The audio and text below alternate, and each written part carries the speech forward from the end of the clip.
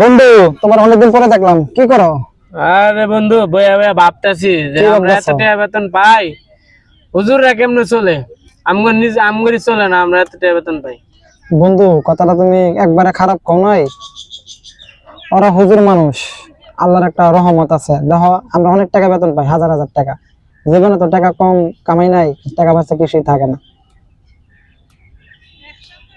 যে বাও বাজার বর্তমানে আমরা তো অনেক সংকটের ভিতরে আছি।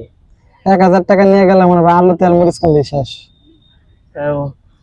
হুজুরগর তো বেতন বাড়ে না, এই যে বছরের পর বছর আমগর বেতন বাড়ে, কিন্তু হুজুরগর তো 1 টাকা বেতন বাড়ে না। এই 7,000 12,000 টাকা দিয়ে বুক পোলাপান মা বাবা ফ্যামিলি নিয়ে চলে। যে হুজুর জন্মের পরে আজান দেয়, মসজিদে নামাজ পড়া, কোরআন শিক্ষা দেয়, আমরা মরার পরে জানাজারটা সেই হুজুরই কিন্তু হুজুরের জন্য আমরা কিছুই করতে পারি না। তার কথা ঠিকই বলছো বন্ধু। আসলে বন্ধু, আমাদের দেশের মানুষকে আমরা সবাই বলতে চাই, হুজুর হলো আমাদের জীবনের একটি বেহেশতের চাবিকাঠি। আমরা সেই হুজুরের মূল্য দিই না, রাস্তাতে চলতে গেলে সালাম দিই না, কিন্তু অন্য একটা বড় লোক মানুষদেরকে ঠিকই আমরা সালাম দিই।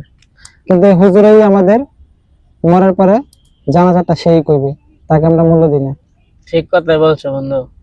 আমরা হুজুরে দেখলে অনেক সময় এড়িয়ে যাই, এরে দেখলে সালাম দিই না, এরে দেখলে আরেক দিক দিয়ে পলাইয়া যায়, যদি হে কিছু বলে নামাজের কিছু উপদেশ দেয় এই ভয়ে। কিন্তু মরার পরে তো আমগো লাশ জানাজাটা হেই পড়বে। কিন্তু হ্যাঁ আমরা বন্ধু। তো বাস্তব জীবনে অনেক রং তামাশা নিয়ে আছি, কিন্তু মরার পরে কি হবো আমরা এই মুহূর্তটা কি একবার ভাবছি? না বন্ধু, তুমি কথাটা বন্ধু সত্যি কথাই বলছো। আমরা আজকের থেকে নিয়ত করি, হুজুরের কথা মেনে চলবো, 5 ওয়াক্ত নামাজ পড়বো, কোরআনের আলো ঘরে ঘরে আমরা জ্বালাবো। ঠিকই বলছো বন্ধু।